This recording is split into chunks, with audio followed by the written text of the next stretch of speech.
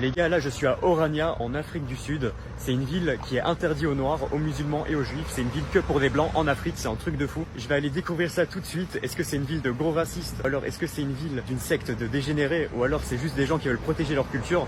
On va découvrir ça tout de suite. En tout cas, je vais pas essayer de filmer les gens à leur insu, etc. Parce que c'est très protégé, les gens ils ont tous des armes. J'ai pas envie de me prendre un coup de fusil à pompe pour rien. Donc c'est Tozzy ça et bienvenue dans un des endroits les plus improbables du monde. Allez, bisous. Enfin seul dans la ville interdite aux noirs en Afrique, après avoir été forcé de prendre un faux guide pour ne pas filmer des choses compromettantes et après avoir écouté sa propagande pendant littéralement 3 heures,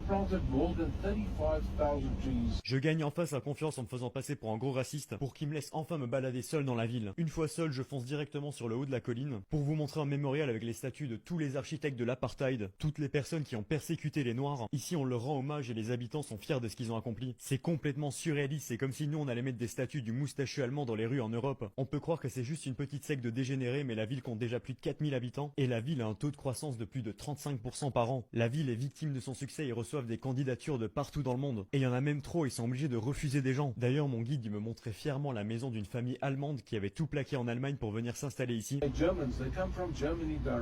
Non vraiment, la psychiatrie, ils ont tout plaqué pour aller dans l'autre bout du monde dès qu'ils ont appris qu'il y avait une ville qui était interdite aux noirs. Pour l'instant c'est pas encore un problème, mais la ville devient de plus en plus puissante. Lorsqu'ils ont eu leur banque centrale et qu'ils ont commencé à imprimer leur propre monnaie locale, ils géraient que quelques milliers de dollars. Aujourd'hui ils gèrent déjà des centaines de millions de dollars. Juste cette année ils ont reçu plusieurs fois la visite de la Banque mondiale. La ville est totalement autonome, ils ont leur propre réseau d'eau et d'électricité. Ils sont même en train de construire une nouvelle université interdite aux noirs. La ville fait 8000 hectares, elle a une capacité de pouvoir accueillir plus de 3 millions de personnes, juste assez pour accueillir tous les blancs d'Afrique du Sud et achever le plan final de cette ville. D'ailleurs le gouvernement sud-africain est complice, ils acceptent de fermer les yeux sur cette ville en échange d'une taxe, car ici le taux de chômage est à 0%. Si t'es un chômeur, tu te fais dégager de la ville. Ici y a pas de sous-traitance, tous les travaux sont faits par les habitants de la ville, c'est-à-dire l'architecte, le maçon, le mec qui lave les chiottes, même le mec qui met l'essence dans ta voiture. Ils sont tous blancs, ils sont tous d'Orania. D'ailleurs dans la rue c'est comme une secte, tout le monde est souriant, tout le monde se dit bonjour, et dès qu'ils apprennent que je suis pas d'Orania, ils me regardent mal et ils me dévisagent. Au restaurant quand ils ont vu que j'étais pas afrikaner, ils ont tous quitté leur table pour s'asseoir beaucoup plus loin. Cette ville est vraiment intrigante et je vais aller rencontrer les jeunes d'Orania pour avoir leur point de vue. C'est parti, on continue l'infiltration.